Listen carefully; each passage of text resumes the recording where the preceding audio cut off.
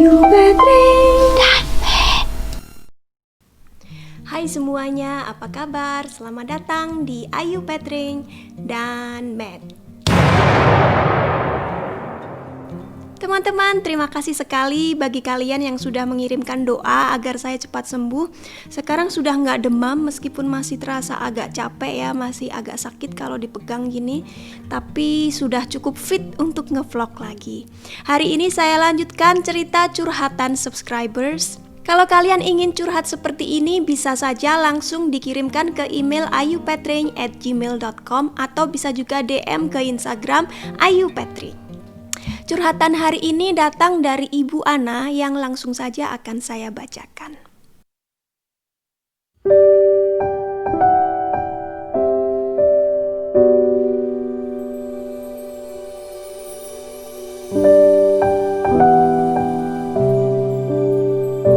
Kenalkan dulu, saya adalah seorang ibu rumah tangga yang sudah tidak muda lagi. Sebut saja Ibu Ana, berumur 53 tahun. Sekarang saya ada masalah yang mungkin Mbak Ayu belum pernah mengalami karena anak Mbak Ayu masih kecil. Tapi saya lihat mungkin Mbak Ayu ada pandangan atau pendapat tentang masalah saya ini. Saya punya 2 anak laki-laki yang sudah dewasa. Yang pertama namanya Denny, umur 28 tahun. Dari kecil dia pendiam dan selalu pintar di sekolah. Anaknya tidak neko-neko. Pulang sekolah di rumah saja, bikin PR, belajar, kalau ada waktu digunakan untuk tidur. Dia tidak pernah terlibat masalah dengan siapapun juga di sekolah.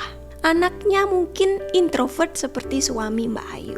Dari gaya hidupnya yang seperti itu, dia tidak pernah kesulitan untuk mencari sekolah dan sekarang kerjanya sudah mapan sebagai seorang arsitek. Anak yang nomor 2 namanya Hans, umur 21 tahun, sedang kuliah di jurusan hubungan masyarakat di salah satu universitas di Jawa Barat, bukan di kota tempat tinggal kami. Kalau semuanya lancar, tinggal setahun lagi sebelum dia lulus. Tidak seperti kakaknya, Hans sangat ramah dan suka keluar untuk main dengan teman-temannya. Dia juga suka ikut berbagai kegiatan ekstrakurikuler waktu sekolah dulu. Tidak heran kalau memang temannya banyak. Sayang sekali dia kurang suka belajar. Nilai di rapot kurang bagus kalau tidak bisa dibilang minim. Kalau soal penampilan fisik, menurut saya sebagai ibunya, kedua anak saya ganteng.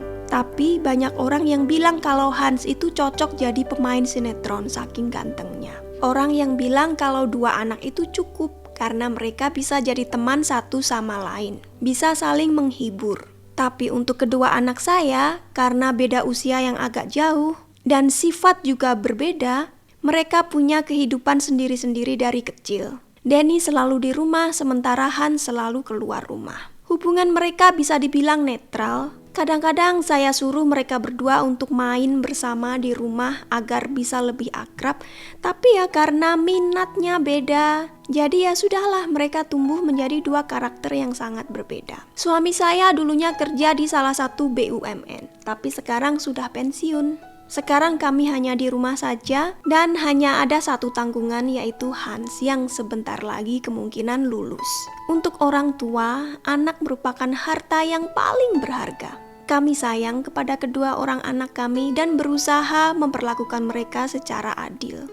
Saya dan suami berusaha mendukung apapun yang mereka ingin lakukan, asalkan bisa dipertanggungjawabkan. Untuk Denny, kami tidak perlu banyak membimbing karena memang anaknya sangat lurus dari kecil dan juga nilainya selalu bagus, jadi dia memang tidak ada kesulitan dalam hal akademis sampai dalam hal mencari pekerjaan. Sekarang masalahnya adalah Hans. Kami tidak mungkin menyuruh dia untuk kuliah menjadi arsitek atau seperti suami Mbak Ayu kerja di bidang IT karena minatnya tidak ada ke situ. Waktu lulus SMA pun dia masih bingung mau kuliah jurusan apa karena memang dari dulu dia tidak suka belajar. Tapi sebagai orang tua, kami tetap berusaha memberikan syarat yang harus bisa dia penuhi. Paling tidak, dia harus lulus S1. Jurusannya boleh apa saja, terserah dia. Sekarang cari kerja dengan gelar sarjana saja susah, apalagi kalau tidak ada gelar.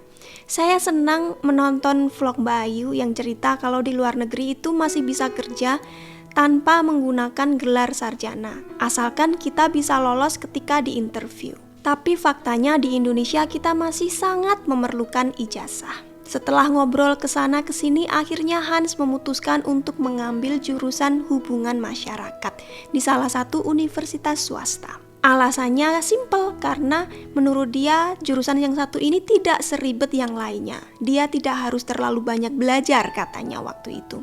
Dan dia itu pinter ngomong dengan orang banyak, jadi mungkin bisa dibilang ada kecocokan. Ilmu komunikasi begitu katanya. Di sekolah dulu kan tidak ada bidang seperti itu, jadi saya yang nggak tahu itu cocok untuk dia atau tidak. Tapi karena dia sudah bilang oke, mau belajar itu ya sudah. Saya pikir waktu itu asal ada kemauan, mau berusaha belajar, pasti nantinya akan ada kemampuan itu sendiri. Dan kemudian mudah-mudahan ada hasilnya juga. Setelah 3 tahunan kos dan kuliah, nilai dia tidak terlalu mengecewakan.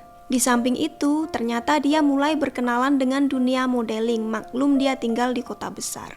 Akhirnya dia menghasilkan uang saku yang lumayan, saya tidak perlu khawatir tentang uang jajannya dia lagi. Saya sendiri kurang paham kok bisa-bisanya dia mencari kerja seperti itu. Katanya waktu itu dia sedang jalan-jalan di mall dan didekati seorang agen, kemudian ditawari untuk menjadi model. Dan sejak itu banyak tawaran modeling mengalir dan ada pemasukan. Saya dan suami tidak keberatan asalkan dia tidak mengabaikan kuliahnya. Tapi baru-baru ini dia pulang ke rumah dan mengajak saya serta ayahnya untuk ngobrol secara serius. Ternyata dia ingin keluar dari kuliahnya. Dia merasa sudah cocok menjadi seorang model, itu bisa menjadi pilihan karir dia di masa depan.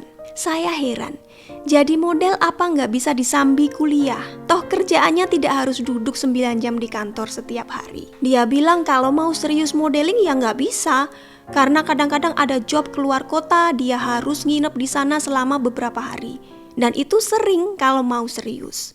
Mana bisa izin kuliah seperti itu? Katanya begitu, dia ngotot. Dan karena profesi ini sangat bergantung kepada usia, sekarang dia masih muda, inilah waktu yang sangat tepat. Nanti kalau dia sudah tua, nggak akan laku, nggak ada lagi yang mau menawari kerjaan kepada dia sebagai seorang model. Jadi kalau dia mau serius, dia mau putus kuliah saja dan konsentrasi kepada modeling. Kalaupun dia jadi staf humas di salah satu perusahaan, nggak mungkin gajinya akan sebesar dari gaji dia sebagai seorang model, katanya begitu. Jadi saya bingung Mbak Ayu, dia hanya harus kuliah 1 tahun lagi sebelum lulus.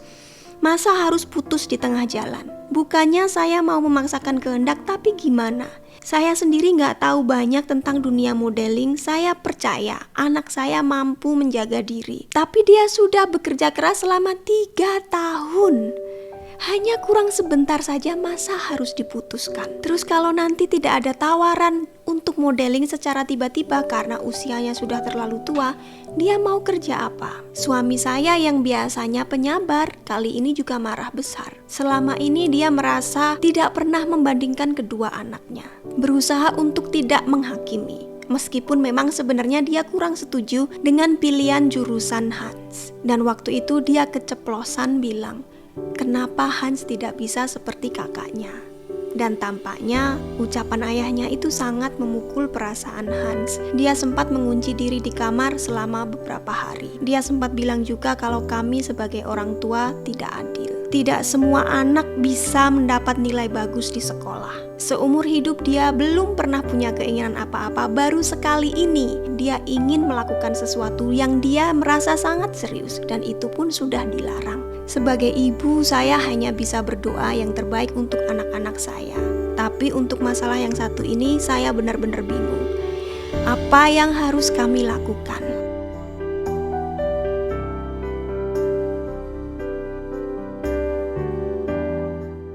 Terima kasih Ibu Ana sudah sharing dengan kita semua di sini. Seperti yang Ibu bilang tadi, saya belum punya pengalaman seperti ini karena anak saya masih kecil. Tapi ya memang masalah seperti ini bisa terjadi pada siapa saja. Dan saya rasa Ibu beserta suami sudah berusaha sekuat tenaga untuk memperlakukan anak-anak secara adil dari kecil. dan membebaskan mereka untuk memilih sesuai dengan bakat dan minat mereka. Ini yang sering saya bilang dalam vlog saya. Saya sendiri kurang tahu tentang profesi model. Pastinya tergantung dari berbagai faktor, apakah model di catwalk, ataukah model di media cetak, atau di TV. Semua itu pasti gajinya berbeda, dan juga tingkat kepopuleran seorang model itu kan berbeda. Model yang sudah sangat senior pastinya akan dibayar lebih banyak daripada yang baru mulai. Sedangkan kalau kita membicarakan tentang staf humas, ini kerjaan kantoran, gajinya tetap, fasilitas yang didapat juga biasanya tergantung perusahaannya, tapi gajinya fix gitu, setiap bulan dapat berapa. Jadi kita tidak bisa membandingkan keduanya karena tidak apple to apple gitu ya. Pekerjaan yang sangat berbeda. Tapi intinya saya setuju dengan pendapat ibu dan suami. Karena Hans sudah 3 tahun bisa belajar kuliah, meskipun mungkin dia tidak terlalu bersemangat, bukan jurusan favorit dia, tapi 3 tahun, kurang sebentar lagi dia mau lulus. Menurut saya sebaiknya dilanjutkan saja kuliah sampai lulus. Lulusan hubungan masyarakat juga tidak otomatis akan jadi staf humas kan. Bisa bekerja di media massa, jadi reporter, jurnalis, bahkan saya yakin banyak juga model yang juga sarjana humas. Kalau saya melihat dari sudut pandang Hans, kemungkinan dia sekarang sedang sangat bersemangat. Karena selama sekolah, selama kuliah, dia hanya asal sekolah saja. Mungkin ya, maaf kalau saya salah, tapi kemungkinan semua anak sekolah, saya juga harus sekolah.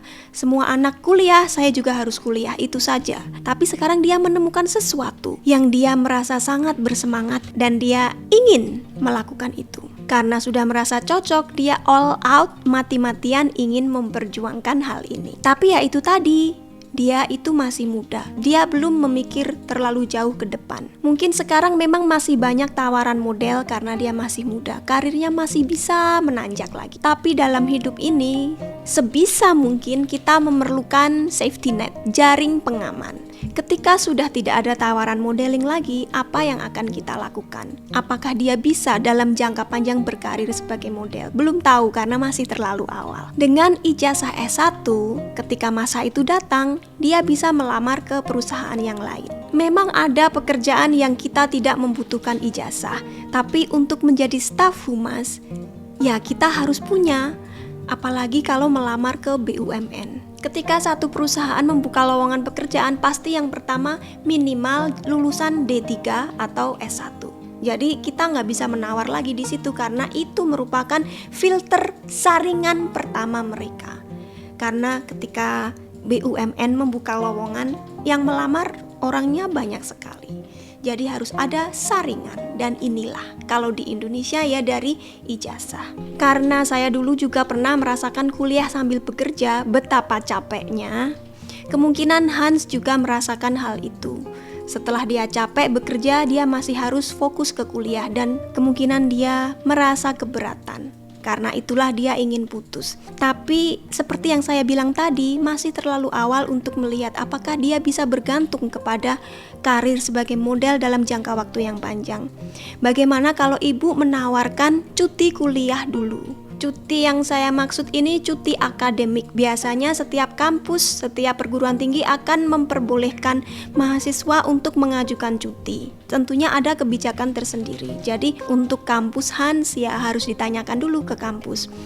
Ada yang bisa selama 2 semester atau 1 tahun, atau ada juga yang bisa 2 tahun. Jadi kalau Hans sudah benar-benar jenuh dengan kuliahnya, bisa dicoba cuti dulu, kemudian dia fokus menjalani pekerjaan sebagai model. Kemudian nanti 1 tahun lagi dia bisa kembali kuliah untuk menyelesaikan bangku kuliah. Di situ dia juga akan bisa menjajaki perasaannya setelah bekerja full time sebagai model, apakah dia akan tetap suka. Seperti halnya ketika kita berkunjung ke negara baru sebagai turis dan menetap di negara itu kan 2 hal yang sangat berbeda. Seperti misalnya turis melihat kota Budapest pertama kali pasti kan wow, indah sekali.